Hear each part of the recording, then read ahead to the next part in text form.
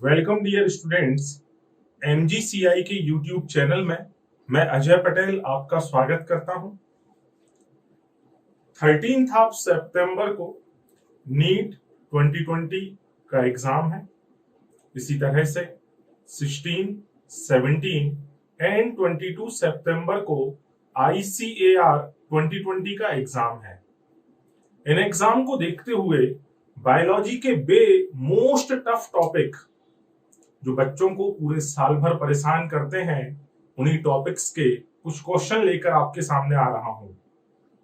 मुझे पूरा विश्वास है कि यदि इन टॉपिक्स से क्वेश्चन आते हैं तो जो क्वेश्चन यहां मैं सॉल्व करवा रहा हूं, इनके बाहर वे क्वेश्चन नहीं जाना चाहिए। मान के चलिए मैं आज सेल डिवीजन चैप्टर को डिस्कस कर रहा हूं, सेल डिवीजन चैप्टर के क्वेश्चंस को डिस्कस कर रहा हूं, और यदि सेल डिवीजन से 3 to 4 क्वेश्चन आ रहे हैं, तब आप ये मान लें कि यदि 4 क्वेश्चन आते हैं तो 100% है 3 क्वेश्चन इन्हीं क्वेश्चंस में से होंगे। आइए इस सेशन को स्टार्ट करते हैं। सबसे पहला क्वेश्चन है, how many options are correct with respect to cell division. Cell division के रिस्पेक्ट में इनमें से कितने ऑप्शन करेक्ट हैं? भाई पहला ही लिख रहा है G1, S, G2 and M। ये जो लाइन है ये सेल साइकिल के सीक्वेंस को रिप्रेजेंट कर रही है। हम सभी जानते हैं सेल साइकिल में 2 फेज होती हैं, एक इंटरफेज या जिसे प्रिपरेटरी फेज कहें, दूसरी M फेज या जिसे एक्चुअल डिवीजन फेज कहा जाता है। तो ये जो G1, S और G2 है ये इंटरफेस को रिप्रेजेंट कर रहे हैं, जबकि M phase actual division phase को रिप्रेजेंट कर रही है। दैट इज ये सीक्वेंस बिल्कुल सही है। मींस हमारा जो पहला वाला स्टेटमेंट है, पहली स्टेटमेंट है, वो सही है। सेकंड है प्रोफेज, मेटाफेज, एनाफेज एंड सबसे लास्ट में टीलोफेज। ये चारों जो सब स्टेजेस हैं ये कैरियोकाइनेसिस की हैं। मींस न्यूक्लियर डिवीजन की सब स्टेजेस हैं। उसमें सबसे पहली होती है प्रोफेज, फिर metaphase, then anaphase and last में टीलोफेज। यहां ये हमें बता रहा है कि जीवन को सबसे ज्यादा टाइम की रिक्वायरमेंट है या सबसे ज्यादा लंबे समय चलती है, एस उससे कम, G2 उससे कम, M सबसे कम। असल में जो ह्यूमन की सेल साइकिल है उसके लिए 24 घंटों का समय लगता है। इन 24 घंटों में से 23 घंटे 23 आवर वो इंटरफेज में गुजारती है, केवल और केवल 1 घंटा M फेज को मिलता है। यदि हम इन 23 घंटों को भी स्प्लिट करें तो जो G1 है इसको 10, S के लिए 9, जबकि G2 के लिए 4 घंटे का समय मिलता है। तो सबसे ज्यादा समय किसका है? G1, उससे कम S, फिर G2 और सबसे लास्ट में M फेज। बेटा ये स्टेटमेंट भी सही है। नेक्स्ट है interphase lost more than 95% time, जो कि है 23 घंटे। सेल साइकिल के 23 घंटे, टोटल 24 में से 23 घंटे इंटरफेस को मिलते हैं। बिल्कुल अभी अभी हमने ऊपर डिस्कस किया। एक और पॉइंट याद रखें, डिफरेंट ऑर्गेनिज्म में अलग अलग जीवों की सेल साइकिल का जो टाइम है वो अलग अलग होगा। जैसे जो ईस्ट की सेल है इसको डिवाइड होने में, एक बार सेल साइकिल कंप्लीट करने में 90 मिनट का समय लगता है। यदि हम यहीं पर याद रखें कि जो बैक्टीरिया सेल है इसको एक बार डिवाइड होने में कितना समय लगेगा, तो भाई इसको लगेगा 20 मिनट। बैक्टीरिया में भी मेनली याद रख लेना ई कोलाई, ईस्टीरिया कोलाई, इस पर बेस्ड क्वेश्चन उन्होंने पूछ रखे हैं। फिर भाई ये प्रोफेज 1, मेटाफेज 1, इसका मतलब है कहीं ना कहीं हम मियोसिस में आ चुके हैं। तो मियोसिस को जरा ध्यान से देखना। जो मियोसिस है ये 2 स्टेप में होती है, मियोसिस 1 एंड मियोसिस 2। चाहे 1 हो या 2 हो, हर एक को 4 सब स्टेजेस में डिवाइड किया है, प्रोफेज, मेटाफेज, एनाफेज, टीलोफेज। तो ये 1 में भी 4 लिखी हैं। ये जो सेकंड आ रहा है इसमें भी pro, Meta, Anna and Tillo दे रखा है। क्वेश्चन उठता है मियोसिस 1 और 2 के बीच में जो टाइम इंटरवल है उसे क्या कहेंगे? तो याद रखें, बहुत इंपॉर्टेंट क्वेश्चन बन सकता है पेपर में। उस टाइम इंटरवल को इंटरकाइनेसिस कहते हैं। क्या बोलते हैं बेटा? इंटरकाइनेसिस। अब इंटरकाइनेसिस और इंटरफेज में क्या डिफरेंस है भाई? इंटरकाइनेसिस केवल एक टाइम गैप है, जबकि इंटरफेज में मेटाबॉलिक एक्टिविटीज होती हैं, डीएनए सिंथेसिस होता है। इस इंटरकाइनेसिस में कोई भी डीएनए सिंथेसिस नहीं होगा। फिर यहां पर कुछ स्टेजेस लिखी हैं, लेप्टोटीन, जाइगोटीन। असल में ये मियोसिस 1 की जो प्रोफेज 1 है, उस प्रोफेज 1 के अंदर होने वाली घटनाएं हैं, उसके अंदर होने वाले इवेंट्स के नाम हैं। तो इनका सीक्वेंस बिल्कुल सही है, लेप्टोटीन, जाइगोटीन, पैकिटीन, डिप्लोटीन एंड डायाकाइनेसिस। तो ओवरऑल जो पहला क्वेश्चन है वो हमें कंप्लीट सेल डिवीजन की इंफॉर्मेशन दे रहा है कि भाई सेल साइकिल का सीक्वेंस क्या है, माइटोसिस का सीक्वेंस कैसा है, सेल साइकिल के लिए कितना टाइम लगेगा, मियोसिस का सीक्वेंस क्या है, और मियोसिस की प्रोफेज 1 का सीक्वेंस क्या है। तो यहाँ 6 एंड 7 ये सारी ही स्टेटमेंट सही है। दैट इज हमारा आंसर होगा डी। आइए नेक्स्ट क्वेश्चन को डिस्कस करते हैं। बहुत जबरदस्त क्वेश्चन बनाए हैं बेटा आपके लिए, है ना। ये क्वेश्चन किसी भी बुक में आपको नहीं मिलेंगे। ये क्वेश्चन अभी हमारी जो पूरी टीम है वो फिजिक्स, केमिस्ट्री और बायो इस पे वर्क कर रही है और नए क्वेश्चंस को बना रही है, ठीक है ना। तो आइए अपन नेक्स्ट क्वेश्चन को डिस्कस करें। क्वेश्चन नंबर 2 है, सेलेक्ट मिसमैच पेयर। हमें उस पेयर को सिलेक्ट करना है जो कि मिसमैच है, जो कि गलत है ना। सबसे पहले वो कह रहे हैं कि हमारी जो सेल है वो मेटाबॉलिकली एक्टिव है ना, ग्रोथ कर रही है साइज में, उसमें प्रोटीन का सिंथेसिस हो रहा है, एनर्जी रिच कंपाउंड जैसे कि एटीपी इनका सिंथेसिस हो रहा है, और उसे इन्होंने मिलाया है G1 फेज के साथ। याद रखो G1S और G2 ये इंटरफेज है। यहां तैयारी चल रही है, वास्तविक सेल डिवीजन M फेज में होगा। तो M फेज में सेल डिवीजन हो उसके पहले जिन जिन कंपाउंड्स की रिक्वायरमेंट थी हम उनका सिंथेसिस G1S और G2 में करेंगे।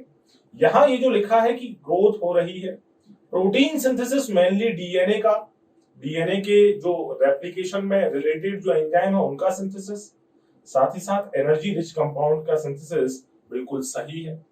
सेकंड, एस फेज जो है इसमें डीएनए का रेप्लिकेशन, सेंट्रियोल का रेप्लिकेशन और हिस्टोन प्रोटीन का सिंथेसिस होता है। ये स्टेटमेंट भी सही है।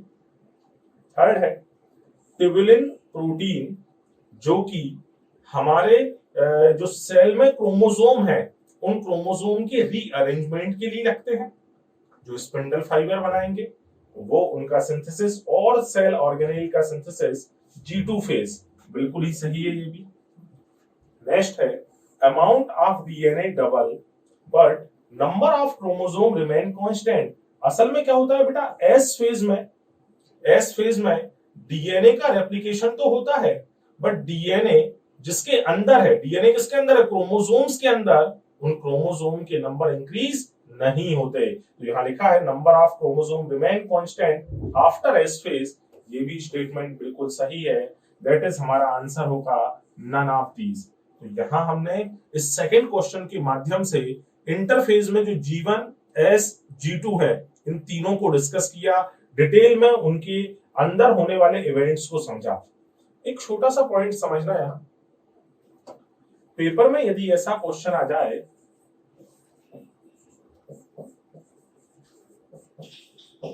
प्रोटीन सिंथेसिस, प्रोटीन सिंथेसिस किस फेज में होता है? पहला ऑप्शन दिया है G1, सेकंड ऑप्शन है S, थर्ड ऑप्शन दे रखा है G2, फोर्थ ऑप्शन दे रखा है ऑल ऑफ दीज। तो भाई जो G1 फेज है इसमें भी प्रोटीन सिंथेसिस हो रहा है। हमने यहां लिखा है कि भाई G1 फेज में क्या हो रहा है, प्रोटीन सिंथेसिस। S फेज में हिस्टोन प्रोटीन का सिंथेसिस हो रहा है, जबकि जो G2 फेज है उसमें ट्यूबुलिन प्रोटीन का सिंथेसिस हुआ। दैट इज G1S G2 तीनों में ही प्रोटीन सिंथेसिस हो रहा है। दैट इज आंसर होगा ऑल ऑफ दीज। लेकिन सेम क्वेश्चन है बट ऑप्शन इस तरह से है, G1S G2 and M phase. अब एक भी ऑप्शन ऐसा नहीं है जो हमें ऑल ऑफ दीज चूज करने को दे। अब बोले सर हम G1 लगाएं, S लगाएं या G2 लगाएं। असल में बेटा सेल के लिए रिक्वायर्ड मैक्सिमम प्रोटीन का सिंथेसिस G1 फेज में होता है। तो जब किसी एक को चूज करना हो तो आपको चूज करना होगा G1 फेज को। किसको चूज करना होगा? G1 फेज को। इसी तरह से एक और बहुत जबरदस्त क्वेश्चन है, पेपर में आने की प्रबल संभावना है। DNA replication occurs in. DNA replication किस फेज में हो रहा है, किस स्टेज में हो रहा है? G1, number 2 S, number 3 G2, number 4 M phase. और बोले सर इस क्वेश्चन में ऐसा क्या है जो इसे हम अलग से समझें? बोले बच्चे को पता है कि जो S फेज होती है उसमें डीएनए का रेप्लिकेशन होगा, कोई घबराहट नहीं बेटा, इसे याद कर लो S फेज में। बट अब मैं तुम्हें इसके अंदर की बात बता रहा हूं कि जो हमारे क्रोमोसोम है, जो हमारा क्रोमेटिन मटेरियल है, वो दो टाइप का होता है, यूक्रोमेटिन और हेट्रोक्रोमेटिन। यूक्रोमेटिन वो पार्ट है जो लूजली बाउंड होता है, जो लूज होता है, ढीली ढाली पैकिंग में होता है। जबकि हेट्रोक्रोमेटिन वो है जिसकी पैकेजिंग बहुत स्ट्रांग होती है, जो मजबूती से बंधा होता है। तो हमारे पास दो है, एक है यूक्रोमेटिन और एक है हेट्रोक्रोमेटिन। तो जो यूक्रोमेटिन है इसके डीएनए का रेप्लिकेशन तो अर्ली एस फेज में हो जाएगा। अरे कहां हो जाएगा? अर्ली एस फेज में। बट जो हेट्रोक्रोमेटिन है इस डीएनए का रेप्लिकेशन लेट एस फेज में होगा। तो यदि एनसीईआरटी के बाहर जाके क्वेश्चन पूछने की कोशिश करी उसने सेल डिवीजन चैप्टर से, तो बेटा यही पूछेगा कि यूक्रोमेटिन का सिंथेसिस कहां होगा। अब उसमें एक ऑप्शन होगा एस फेज, एक होगा अर्ली एस, एक होगा लेट एस, एक होगा एम फेज। हमें तो एस फेज पता था, याद रखें early S phase, E for euchromatin, E for early S phase. बचा हुआ क्या है? हेट्रोक्रोमेटिन, लेट एस फेज में जाएगा। इसके बाद डीएनए रेप्लिकेशन का एक और जबरदस्त कंसेप्ट सुने। जब भी सिंपली लिखा हो डीएनए रेप्लिकेशन होता है, मतलब वो न्यूक्लियस में पाए जाने वाले डीएनए को डिस्कस कर रहा है। बट हम सभी जानते हैं कि साइटोप्लाज्म में जो माइटोकॉन्ड्रिया और क्लोरोप्लास्ट, क्लोरोप्लास्ट प्लांट सेल में, माइटोकॉन्ड्रिया प्लांट व एनिमल दोनों सेल में पाए जाते हैं। तो इन ऑर्गेनेल में जो डीएनए पाया जाता है उसे कहते हैं साइटोप्लाज्मिक डीएनए। क्या बोलते हैं उसको? Cytoplasmic DNA. तो बेटा जो साइटोप्लाज्मिक डीएनए है, इस साइटोप्लाज्मिक डीएनए का सिंथेसिस के लिए ऑप्शन है एस, G1, G2 और चौथा ऑल ऑफ दीज। तो भाई जो साइटोप्लाज्मिक डीएनए है, कोशाद्रव्य डीएनए जो माइटोकॉन्ड्रिया और क्लोरोप्लास्ट में मिलता है, उसका सिंथेसिस इन सभी में हो सकता है, G1 में भी, S में भी, G2 में भी। ये जो स्पेसिफिक यहां लिखा होता है कि S फेज में डीएनए रेप्लिकेशन होगा, ये न्यूक्लियर डीएनए के लिए है। नेक्स्ट इसी क्वेश्चन के ऑप्शन चेंज कर रहा हूं। यदि ऑप्शन ऐसा हो G1, S, G2, M, all of these ना दिया हो, तब तो साइटोप्लाज्मिक डीएनए सिंथेसिस में भी S फेज को टिक कराना। तो मुझे नहीं लग रहा अब कि डीएनए सिंथेसिस, प्रोटीन सिंथेसिस और जो हमारी इंटरफेज है उससे रिलेटेड यदि कोई क्वेश्चन आएगा तो अब इस कहानी से कुछ भी बाहर जाने वाला है। 100% एश्योर्ड हूं कि भाई सारे क्वेश्चन यहीं से आएंगे, चाहे वो नीट में हो चाहे वो आईसीआर में हो। आइए नेक्स्ट क्वेश्चन को डिस्कस करते हैं। नेक्स्ट है बहुत जबरदस्त क्वेश्चन आपके लिए, मैच द कॉलम। अब ये जो मैच द कॉलम है, बोले सर इसमें क्या जबरदस्त है, जरा ध्यान से समझना। इसमें कंप्लीट माइटोसिस रिवाइज हो जाएगी हमारी। हम सभी जानते हैं माइटोसिस में 4 फेज है, प्रोफेज, मेटाफेज, एनाफेज व टीलोफेज। इस तरफ हमें ए से लेके जी तक के ऑप्शन दे रखे हैं, मैच करते हैं हम इनको। भाई condensation starts, nuclear membrane, Golgi complex and ER disappear. असल में क्या होता है, ऐसा हम पढ़ते हैं कि क्रोमोसोम कभी भी हमें नॉन डिवाइडिंग सेल में दिखाई नहीं देते हैं। क्रोमोसोम पहली बार हमें दिखना स्टार्ट होंगे डिवाइडिंग सेल की प्रोफेज में उसमें भी उस समय जब उसमें कंडेंसेशन स्टार्ट होगा। तो जब कंडेंसेशन स्टार्ट हो रहा है मतलब डिवीजन शुरू हो रहा है। डिवीजन शुरू होने की पहली स्टेज है प्रोफेज। इसका मीनिंग है ए को हमें मैच करना होगा 1 के साथ में, ठीक है। सेकंड है centriole move towards opposite pole. आपको ध्यान होगा जिस सेंट्रियोल का सिंथेसिस हमने एस फेज में किया था वो सेंट्रियोल अपोजिट पोल की तरफ मूव करना स्टार्ट करेगा। दैट इज ये जो वर्क है ये भी हो जाता है प्रोफेज में। फिर भाई ये जो कंडेंसेशन चल रहा था प्रोफेज में चला, कंप्लीट होता है मेटाफेज में जाकर, और जैसे ही मेटाफेज में कंडेंसेशन कंप्लीट होगा हमें क्रोमोसोम की मॉर्फोलॉजी, क्रोमोसोम का नंबर, उसका शेप, उसका साइज, ये सब क्लियरली सीन होने लगेगा। हम उसकी बहुत आसानी से स्टडी कर पाएंगे। मींस ये जो कहानी है सी ऑप्शन की ये होती है मेटाफेज में। ये सेकंड लिखा है मैंने मेटाफेज। हाँ, फिर मेटाफिजिक प्लेटफॉर्म। मेटाफिजिक प्लेट का मतलब है ये जो हमारी सेल है, सेल में इस पॉइंट को एक पोल कहेंगे, इसको एक दूसरा पोल, मींस ये अपोजिट पोल हो गए हैं। तो अपोजिट पोल के बीच में जाने वाली लाइन को इक्वेटर कहा जाता है, भूमध्य कहा जाता है। क्रोमोसोम इस इक्वेटर लाइन पर आकर जब अरेंज होते हैं, सारे क्रोमोसोम एक रेखा में अरेंज हो जाते हैं, तब उस लाइन को, उस प्लेट को हम बोलते हैं मेटाफेजिक प्लेट। ये फॉर्म होती है मेटाफेज में। कहां फॉर्म होगी? मेटाफेज में। नेक्स्ट है सेंट्रोमियर ऑफ क्रोमोसोम स्प्लिट। असल में हो क्या रहा है कि भाई यहां पे जब ये अरेंज हुए तो अपोजिट पोल से निकलने वाले जो स्पिंडल फाइबर थे वे क्रोमोसोम के काइनेटोकोर से, भाई क्रोमोसोम में जो प्राइमरी कॉन्स्ट्रक्शन है उसे सेंट्रोमियर कहेंगे। सेंट्रोमियर के दोनों तरफ प्रोटीन की जो डिस्क है जिसे हम काइनेटोकोर कहते हैं, उससे आके स्पिंडल फाइबर अटैच होंगे।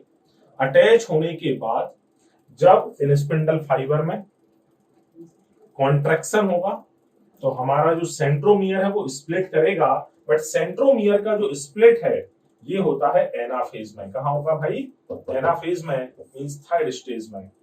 फिर chromosome cluster of opposite pole decondense. जो क्रोमोसोम विपरीत ध्रुवों पर अपोजिट पोल पर यहां पहुंच रहे हैं, यहां पर जो क्रोमोसोम पहुंचे हैं अपोजिट पोल पर, ये क्रोमोसोम इन विपरीत ध्रुवों पर डीकंडेंस हो जाएंगे और फिर से क्रोमोसोमल मटेरियल के फॉर्म में रहेंगे। बट ये डीकंडेंसेशन टीलोफेज में होता है। कहां होता है? टीलोफेज में। डीकंडेंसेशन होने के बाद अगेन न्यूक्लियर मेम्ब्रेन असेंबल्स हो जाती है, पुनः रीअपियर हो जाती है। Golgi body, endoplasmic reticulum and nucleolus reform हो जाते हैं। दैट इज ये, इसको मैच द कॉलम करना होगा इसका हमें फोर्थ के साथ। तो दैट इज A1 B1। तो A1 B1 इसमें भी है, इसमें भी है। अरे क्लियर हो रहा है? यहां भी A1 B1 है बट इसमें नहीं है, मतलब डी ऑप्शन नहीं होगा। फिर क्या आ रहा है? C2 D2। तो ये C2 एंड कहां कह रहे भाई? ये C2 एंड D2 ये हो सकता है। यहां है क्या? बिल्कुल, ये भी C2 एंड D2 है। फिर भाई E3, तो E इसमें 4 है, ये नहीं होगा, ये कैंसिल हो चुका है। मींस हमारा आंसर है B, E3 F4 and G4। ठीक, यहां हमने माइटोसिस को बहुत डिटेल में समझा इस क्वेश्चन के माध्यम से। अब आपको क्या लगता है, क्या कुछ बाहर जा पाएगा? मुझे तो बिल्कुल भी नहीं लगता है कि नीट या आईसीआर के एग्जाम में सेल डिवीजन में माइटोसिस से यदि क्वेश्चन आया तो इसके बाहर कुछ भी होने की पॉसिबिलिटी है, कोई भी संभावना नहीं बचती है। नेक्स्ट क्वेश्चन देखें, match the column with respect to cytokinesis. Cytokinesis का मीनिंग ये कि भाई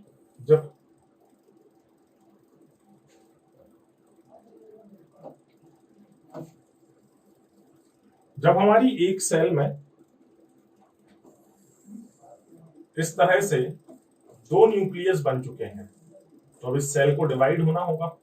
डिवाइड कहां से होगी? यहां बीच में प्लेन से डिवाइड होगी, इक्वेटर से डिवाइड होगी। ये जो डिवीजन है प्लांट में और एनिमल में अलग अलग मेथड से होता है। प्लांट में चूंकि सेल वॉल होती है तब उसमें ये डिवीजन होता है सेल प्लेट मेथड से। सेल प्लेट सेंटर में बनती है और पेरिफेरी की तरफ जाती है। दैट इज ये जो सेल प्लेट है ये सेंट्रीफ्यूगल है। कैसी है? सेंट्रीफ्यूगल। इस सेल प्लेट का जो प्रीकर्सर है उसे कहा जाता है फ्रैग्मोप्लास्ट। क्या बोलते हैं उसको? फ्रैग्मोप्लास्ट। और फ्रैग्मोप्लास्ट बना होता है गोल्गी बॉडी एंड माइक्रोट्यूब्यूल से। तो ये जो चार चीजें हैं second, third, fifth and six, ये प्लांट सेल के लिए सही है। जबकि एनिमल सेल के चारों तरफ सेल मेम्ब्रेन होती है। तो बेटा ये जो सेल मेम्ब्रेन है इसमें फरो मेथड से, किससे? फरो मेथड से। फरो बनती है पेरीफेरी से और आती कहां है? सेंटर की ओर, मींस ये सेंट्रीपिटल। तो प्लांट सेल में 1 और 4, बाकी जितने भी हैं वो एनिमल सेल के लिए हैं। तो कहीं ना कहीं जो हमारा सी ऑप्शन है वो रिप्रेजेंट कर रहा है 2, 3, 5 और 6 को ए के लिए, और बी मींस एनिमल सेल के लिए 1 और 4। ये साइटोकाइनेसिस है।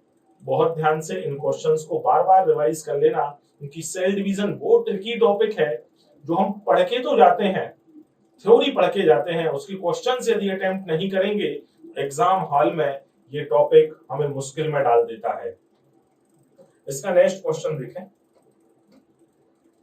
क्वेश्चन नंबर 5 है, how many statements are true. हमें बताना है इनमें से कितने कथन सही है। In some organism, karyokinesis means nucleus का division is not followed by cytokinesis, as a result of which multinucleate condition arises. Liquid endosperm of coconut। अरे समझते हैं क्या है ये? हमसे ये कहना चाह रहे हैं कि भाई पहले एक सेल थी, इस एक सेल में एक न्यूक्लियस था, एम फेज कंप्लीट होने को आ रही थी, 2 न्यूक्लियस बन गए। लेकिन इसी एम फेज के लास्ट में होना क्या था? साइटोकाइनेसिस। बट साइटोकाइनेसिस ना हो पाए। अरे क्या ना हो पाए? साइटोकाइनेसिस ना हो पाए। और अगेन ये जो न्यूक्लियस है इसमें एक से कितने बन जाए? फिर से 2। इस नीचे वाले एक से भी कितने बने? 2। वैसे एक सेल में 4 न्यूक्लियस आ जाए, फिर 8, 16, 32, इसी तरीके से लगातार नंबर बढ़ते जाए। ये condition multi nucleate condition arise होती है। ऐसा कोकोनट के लिक्विड एंडोस्पर्म में देखने को मिलता है। यहां आप सभी जरा 2 पॉइंट ध्यान से समझना। एक होता है सिनोसिटिक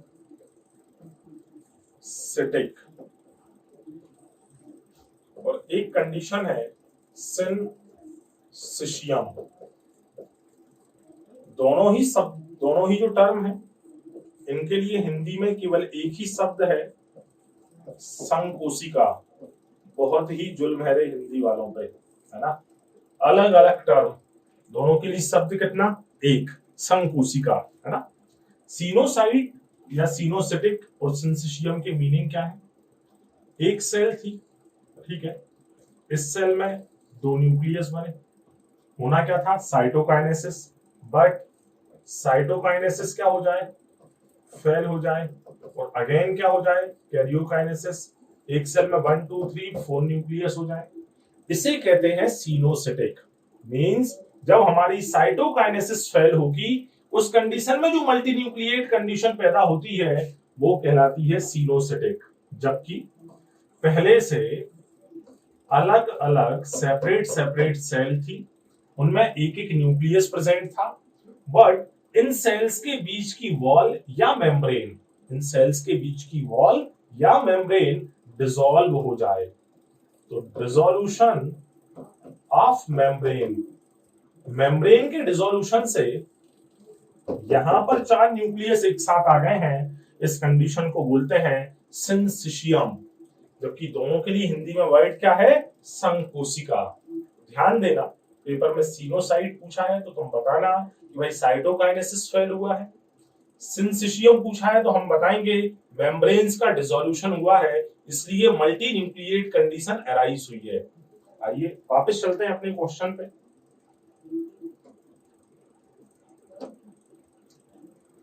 पहली स्टेटमेंट जो है बिल्कुल सही है। सेकंड है, जब साइटोकाइनेसिस होती है तो 2 सेल्स के बीच में माइटोकॉन्ड्रिया और प्लास्टिड जैसे जो ऑर्गेनेल हैं, इसके अलावा जितने भी ऑर्गेनेल हैं वे सभी डिस्ट्रीब्यूट होते हैं। ये भी सही है। नेक्स्ट है, mitosis play significant role in cell repairing. असल में जो माइटोसिस है उसे इक्वेशनल सेल डिवीजन कहा जाता है। इसमें नंबर ऑफ क्रोमोसोम कांस्टेंट बने रहते हैं कि जितने पेरेंट सेल में थे उतने ही डॉटर सेल में होंगे। तो भाई यदि किसी सेल को रिपेयर करना है, यदि किसी सेल को रिप्लेस करना है, तो सेम सेल से रिप्लेस करोगे या डिफरेंट से? हमारा आंसर होगा सर सेम से रिप्लेस करेंगे। तो भाई जब सेम से ही रिप्लेस करना है तो सेम सेल बनती है माइटोसिस में, that is mitosis play significant role in repairing. अगला है कि mitosis contribute in process of evolution. Mitosis evolution की प्रोसेस में कंट्रीब्यूशन करेगा।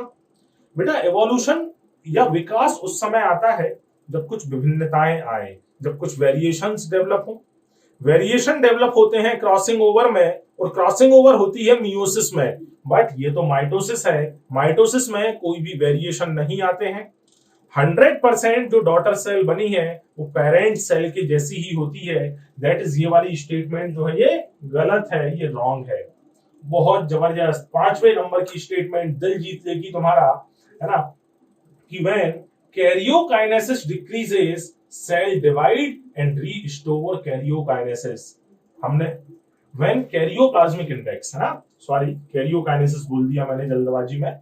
तो when karyoplasmic index decreases cell divide and restore karyoplasmic index. असल में हमारी एनसीईआरटी लिख के देती है कैरियोप्लाज्मिक इंडेक्स को Vn upon Vc minus Vn, है ना। ऐसा कहा जाता है कि जो स्मॉल सेल है इसका न्यूक्लियस भी छोटा था, सेल में ग्रोथ हुई, सेल बहुत बड़े साइज की हो गई, बट उसका न्यूक्लियस उस साइज में ग्रो नहीं कर पाया।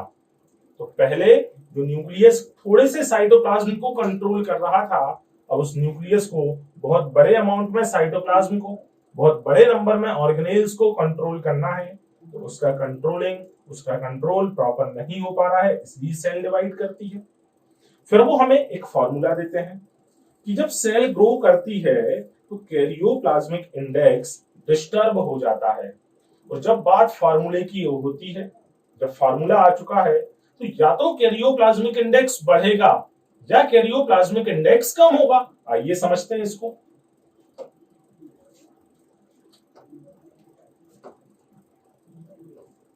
Karyoplasmic index equal to Vn upon Vc minus Vn। साथियों ये जो Vn है ये है वॉल्यूम ऑफ न्यूक्लियस, ये जो Vc है ये है वॉल्यूम ऑफ सेल। तो ओवरऑल हमारा जो फॉर्मूला बना वो है, ऊपर आ जाएगा volume of nucleus upon total sale के वॉल्यूम में से न्यूक्लियस को हटा दें तब हमें मिलेगा वॉल्यूम ऑफ साइटोप्लाज्म। हमने ये मान लिया कि इनिशियल कंडीशन में, अरे किस कंडीशन में, इनिशियल कंडीशन में जो न्यूक्लियस था उसका वॉल्यूम था 3, जबकि जो हमारा साइटोप्लाज्म है उसका वॉल्यूम था 6। साइटोप्लाज्म का वॉल्यूम क्या था बेटा, 6 था। बट न्यूक्लियस थोड़ा सा इंक्रीज हुआ, न्यूक्लियस ने अपने साइज को थोड़ा सा बढ़ाया, मान के चलो न्यूक्लियस का साइज हो गया है 4। और क्या हो गया साइज 4, लेकिन साइटोप्लाज्म उसके रिस्पेक्ट में बहुत ज्यादा बढ़ा और साइटोप्लाज्म बढ़ के हो गया है 25। अरे कितना हो गया भाई, 25 हो गया। अब आप यहां देख ही पा रहे हैं कि यदि हम इस 3 में 6 से डिवीजन करेंगे तो पहली चीज तो लगा डेसिमल, यहां आया 0.5, आंसर क्या आया बेटा 0.5। सेम यदि हम यहां सॉल्व करें 0.00 एंड 0, अरे ठीक है ना, 25 का पहाड़ा हम सभी को आता है, 25 चौके 100, तो यहाँ पे 25 16.016 ये हमारा आंसर होगा। तो हमने यहां ये देखा कि कैरियोप्लाज्मिक इंडेक्स जो है सेल की ग्रोथ के साथ कम हो रहा है ना। तो इस कैरियोप्लाज्मिक इंडेक्स को रीस्टोर करने के लिए हमारी जो सेल है कि फाइनली फिर से कैरियोप्लाज्मिक इंडेक्स कितना हो जाए, 0.5 हो जाए, इसको रीस्टोर करने के लिए हमारी सेल डिवाइड होती है। तो यहाँ दे रखा है कि जब कैरियोप्लाज्मिक इंडेक्स डिक्रीज होगा उसे रीस्टोर करने के लिए सेल डिवाइड होती है ना, ये भी बिल्कुल सही है, ये स्टेटमेंट गलत थी। फिर यहां देखें, colchicine is mitotic poison prevent spindle formation in mitosis. 100% सही स्टेटमेंट है। नीट ने पूछ भी रखी है कि कोल्चिसिन क्या है। कोल्चिसिन एक माइटोटिक पॉइजन है। क्या काम करेगा ये? इसका काम है स्पिंडल फाइबर के फॉर्मेशन को रोकना। तो टोटल जो 6 स्टेटमेंट थी उनमें से एक गलत है, दैट इज हमारा आंसर होगा 5 सी। 5 स्टेटमेंट सही है। नेक्स्ट क्वेश्चन को देखें। नेक्स्ट क्वेश्चन बेटा डायग्राम बेस्ड है, जो कि हमारे एनटीए के एग्जाम्स में आता है। Arrange following diagram in order of mitosis. Mitosis के ऑर्डर में इन डायग्राम्स को अरेंज करना है।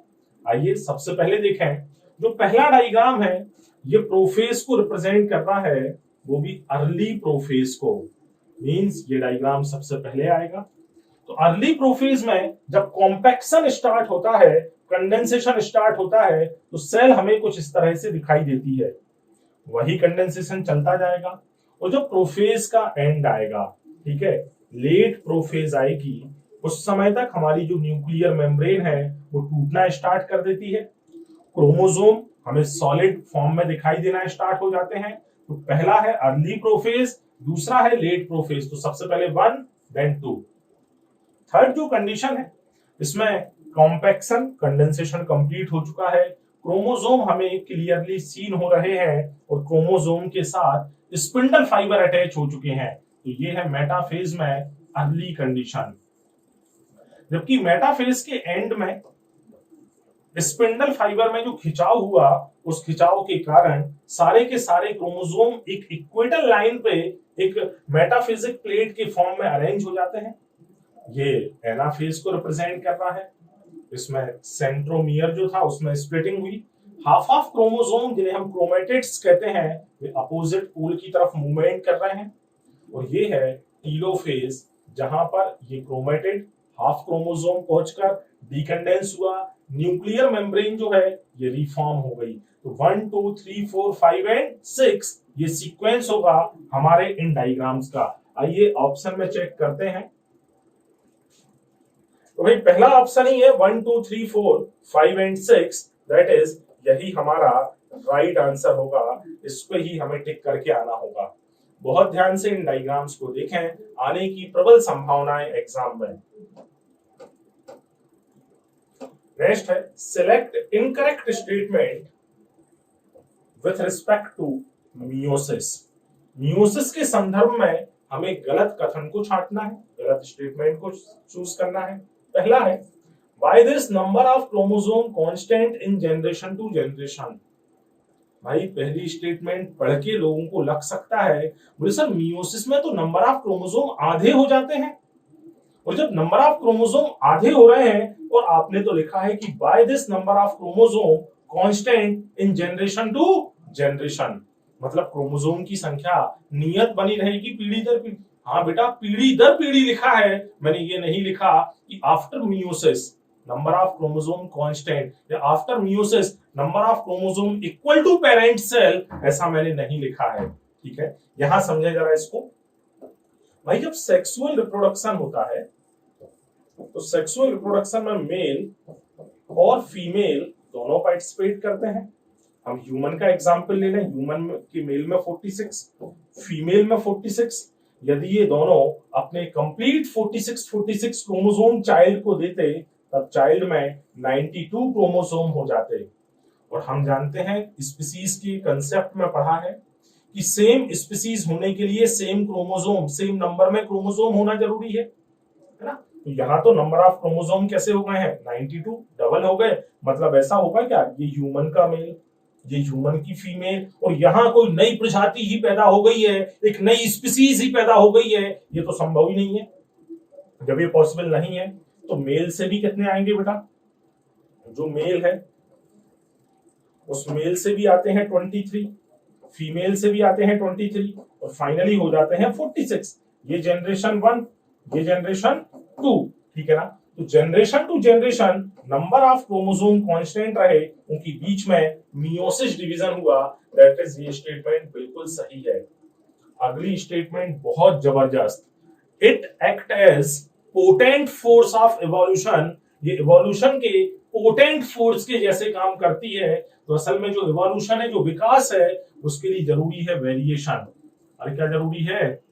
उसके लिए जरूरी है भाई, इवोल्यूशन के लिए जरूरी क्या है?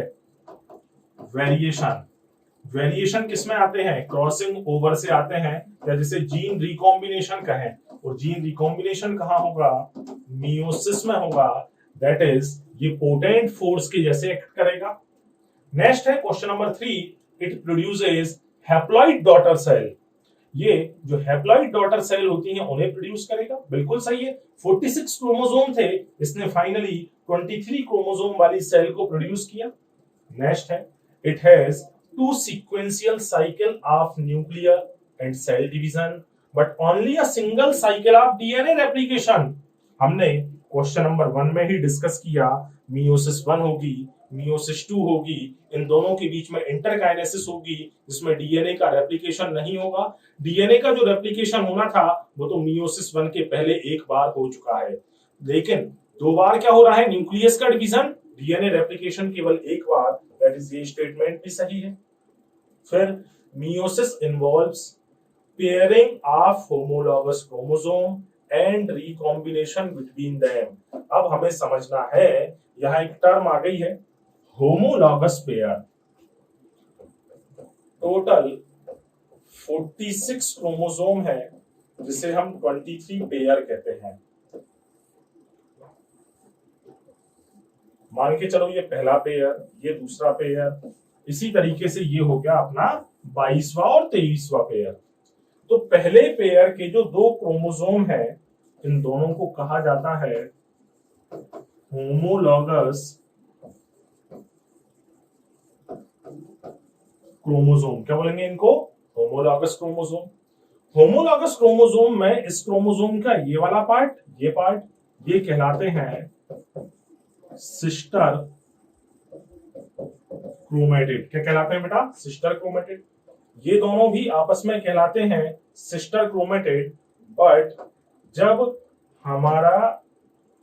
हमारी क्रॉसिंग ओवर होगी, तो वो होती तो होमोलॉगस क्रोमोसोम के बीच में है, क्योंकि ये दोनों क्रोमोसोम एक दूसरे के साथ बाइंड अप कर जाते हैं, एक दूसरे में मिलने की कोशिश करते हैं, गले मिल जाते हैं। सिंपली याद कर रखना, गले मिल जाते हैं, बहुत जोर से एक दूसरे को बाहों में भींच लेते हैं।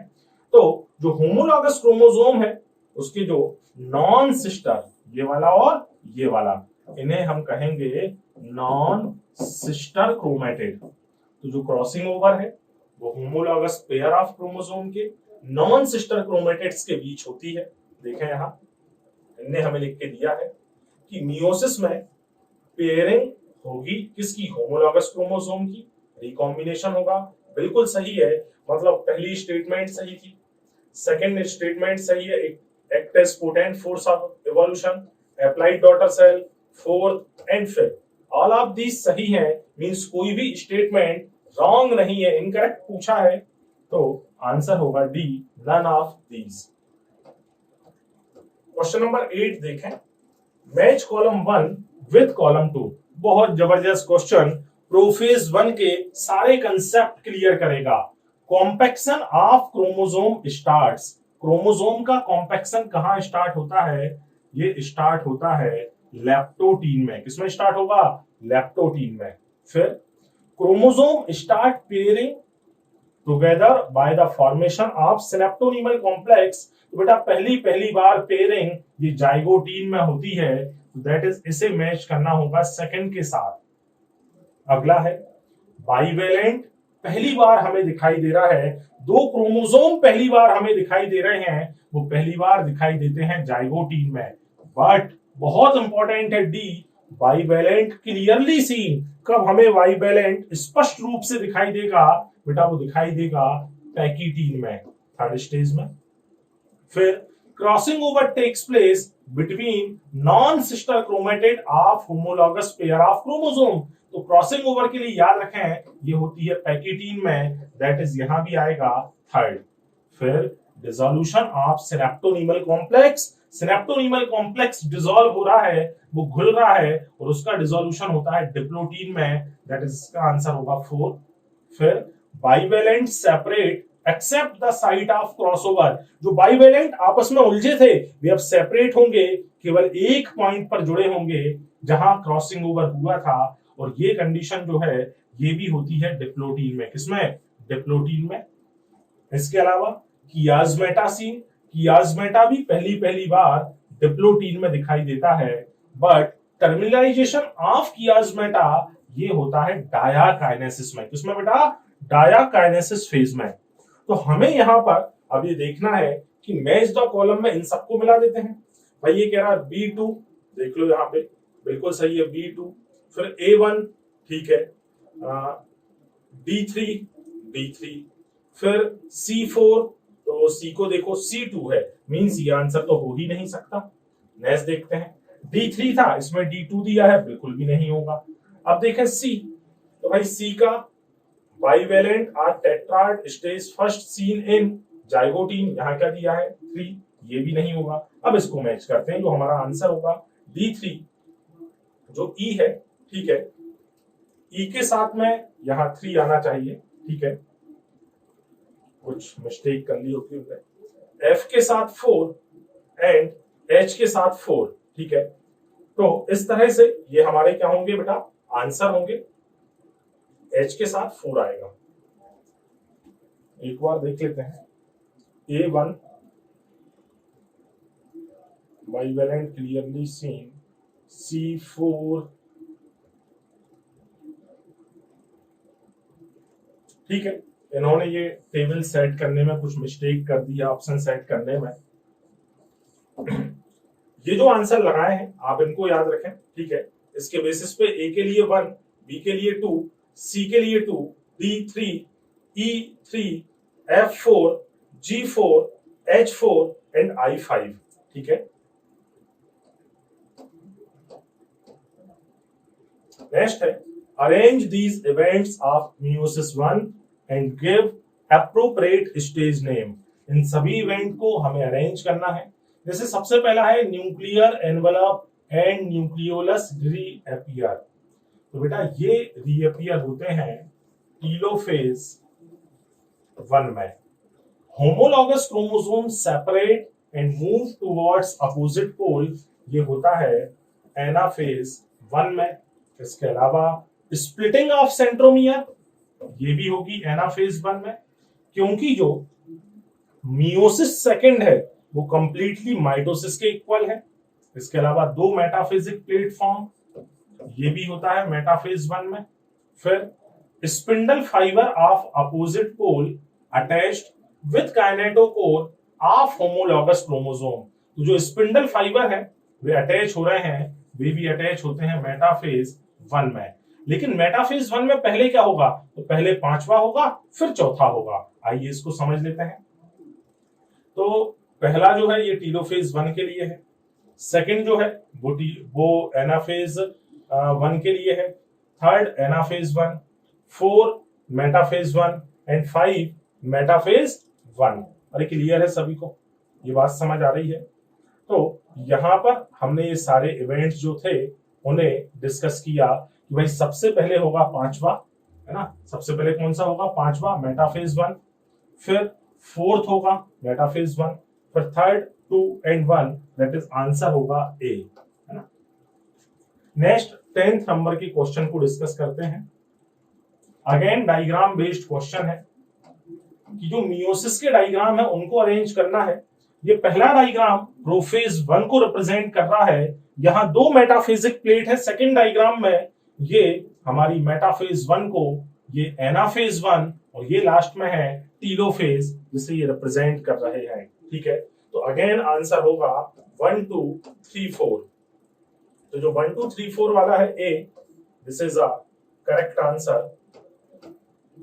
क्वेश्चन नंबर 11, बहुत जबरदस्त question. Gamete cell contain gamete cell होती है हैप्लॉइड एंड जिसमें सी अमाउंट में डीएनए होता है। तो एन का नंबर, हैप्लॉइड का नंबर दिया है 24 chromosome and C amount of DNA दिया है 30 पिकोग्राम। फिर पूछ रहा है then amount of DNA number of chromosome in G2 phase of stem cell. तो पहले तो हम देखें कि जो स्टेम सेल है वो होती है 2n एंड 2c। तो 2n का नंबर हो जाएगा 48, 2n का नंबर क्या हो जाएगा 48, 2c हो जाएगा 60 पिकोग्राम, 60 पिकोग्राम। बट हमसे क्वेश्चन सिर्फ स्टेम सेल में नहीं, स्टेम सेल की G2 फेज में पूछा है। भाई G2 के पहले S आएगी, मतलब सेल तो ये वाली एंटर हो रही है G1 में, इसमें 48 क्रोमोसोम है। S के बाद भी कितने रहेंगे 48 ही, G2 में भी कितने रहेंगे 48। बट G1 में जो सेल एंटर हुई उसमें 60 पिकोग्राम डीएनए था, S के बाद उसमें डीएनए का अमाउंट डबल हो चुका है, 120 पिकोग्राम डीएनए हो गया। तो आंसर होगा 48 एंड 120। तो ये जो डी आंसर है 120 पिकोग्राम डीएनए एंड 48 क्रोमोसोम। इस तरह के क्वेश्चन पेपर में बहुत पूछे जा रहे हैं। लास्ट क्वेश्चन है आज की सीरीज का, check point of cell cycle present in between of. जो सेल साइकिल होती है जिसमें G1 then S then G2 then M चलता है, तो फर्स्ट जो चेक पॉइंट है वो G1 और S के बीच होता है। सेकंड जो चेक पॉइंट है वो G2 और M के बीच होता है। इन चेक पॉइंट के लिए याद रखें, एक तो साइक्लिन और दूसरा CD case, cyclin dependent kinase. हालांकि साइक्लिन सीडी केस के नाम पेपर में नहीं पूछे जाएंगे, फिर भी पूछ ले तो साइक्लिन और सीडी के ये दो टर्म याद रखें। पहला चेक पॉइंट है G1 S के बीच में, दूसरा चेक पॉइंट है G2 और M के बीच में। दैट इज आंसर होगा A एंड C बोथ। बेटा आज इस सीरीज में आज ये 12 क्वेश्चन जो हमने डिस्कस किए, इनमें से बिल्कुल भी बहुत कम संभावना है कि कोई क्वेश्चन पेपर में इसमें से अलग, इससे अलग आ जाए। आप चाहें तो इस वीडियो को 2x की स्पीड पर देख लें, जिससे कि एग्जाम के पहले एक बार यदि इस वीडियो को देख लेंगे तो सेल डिवीजन का कोई भी क्वेश्चन गलत नहीं होगा। नेक्स्ट में जेनेटिक्स पे और इकोलॉजी जो थोड़े से टफ ट्रिकी टॉपिक्स हैं उन पे मैं ये सीरीज लेकर आ रहा हूं। तो नेक्स्ट लेक्चर में हम जेनेटिक्स को डिस्कस करेंगे। Thank you.